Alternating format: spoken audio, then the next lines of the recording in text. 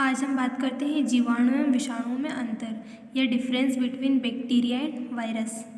तो पहला अंतर है, ये प्रकृति में स्वतंत्र रूप से पाए जाते हैं। जो बैक्टीरिया होते हैं वो प्रकृति में स्वतंत्र रूप से पाए जाते हैं और विषाणु यहाँ स्वतंत्र रूप से नहीं पाए जाते। जो वायरस होते हैं वो स्वतंत्र रूप से नहीं पाए जाते हैं। जीवाणु स्वयंपोषी मतलब खुद से भोजन प्राप्त करते हैं। परजीवी यानी कि दूसरे जीवों से अपना भोजन प्राप्त करते हैं। मृतोपजीवी यानी कि मृत या मरे हुए जंतुओं से अपना भोजन प्राप्त करते हैं। या सहजीवी जैसे कि दो जीवाणु मिलकर आपस में क्रिया करके अपना भोजन प्राप्त करते हैं।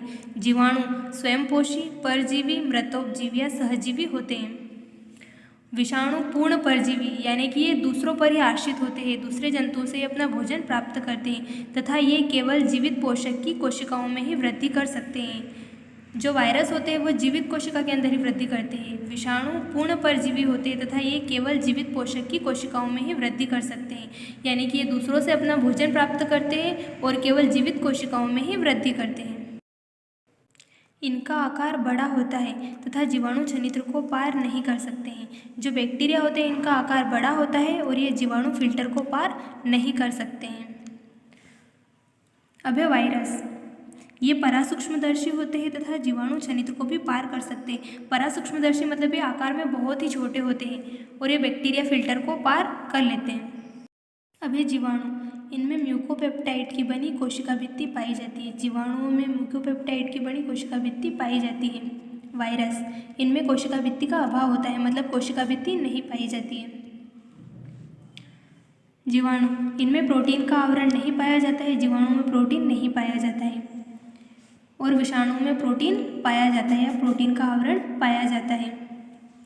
अब है जीवाणु। जीवाणु कोशिकाओं में जीवद्रव्य पाया जाता है और विषाणु में जीवद्रव्य नहीं पाया जाता है। जीवाणुओं में जीवद्रव्य पाया जाता है और विषाणु में जीवद्रव्य नहीं पाया जाता है। अब है जीवाणु। इनमें गति होती है, वह सजीव होते हैं मतलब जीवाणुओं में गति होती है और ये सजीव कहलाते हैं। इनमें गति नहीं होती, वे निर्जीव और सजीव के मध्य की कड़ी होते हैं मतलब विषाणु न तो सजीव कहलाते हैं और न ही निर्जीव कहलाते हैं, ये दोनों के बीच की कड़ी कहलाते हैं। जीवाणुओं में राइबोसोम, मेसोसोम और न्यूक्लियाइड पाए जाते हैं। इनमें कोई भी कोशिकांग नहीं पाया जाता है और ये अकोशिकीय होते हैं। वायरस में कोई भी कोशिकांग नहीं पाया जाता है। अब है जीवाणुओं में एंजाइम पाए जाते हैं और विषाणुओं में एंजाइम नहीं पाए जाते हैं। ये उच्च ताप पर मृत हो जाते हैं। अगर जीवाणुओं को अधिक हीट प्रदान की जाए तो ये मर जाते हैं और ये ताप सहिष्णु होते हैं मतलब इन पर ताप का कोई भी प्रभाव नहीं पड़ता है। इनमें कोशिका विभाजन होता है, इनमें कोशिका विभाजन नहीं होता है। जो जीवाणु होते हैं उनमें कोशिका विभाजित हो जाती है और विषाणुओं में कोशिका विभाजित नहीं होती है। इनका क्रिस्टलीकरण असंभव है मतलब इन्हें तोड़ा नहीं जा सकता। इनको क्रिस्टलीकृत किया जा सकता है मतलब इनको बहुत आसानी से तोड़ा जा सकता है। इनका गुणन जैविक एवं अजैविक दोनों माध्यमों में संभव है मतलब ये जीवित शरीर के अंदर भी वृद्धि करते हैं और अजीवित यानी मरे हुए जीव के अंदर भी वृद्धि कर लेते हैं।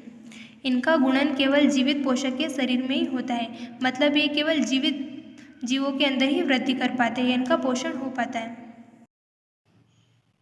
जीवाणुओं का मापन माइक्रोन में किया जाता है।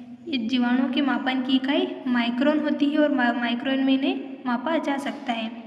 विषाणुओं का मापन मिली माइक्रोन में किया जाता है या मिली माइक्रोन में विषाणुओं को मापा जाता है और यही इनकी इकाई होती है।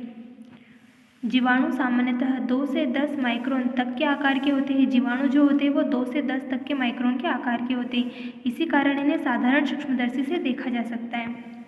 विषाणु सामान्यतः 10 से 300 मिली माइक्रोन तक के आकार के होते हैं। इसी कारण इन्हें केवल इलेक्ट्रॉन सूक्ष्मदर्शी से ही देखा जा सकता है। जो विषाणु होते हैं वो बहुत छोटे आकार के होते हैं, इसी कारण इन्हें साधारण सूक्ष्मदर्शी से नहीं देखा जा सकता है, केवल इन्हें इलेक्ट्रॉन सूक्ष्मदर्शी के द्वारा ही देखा जा सकता है छोटे आकार के कारण।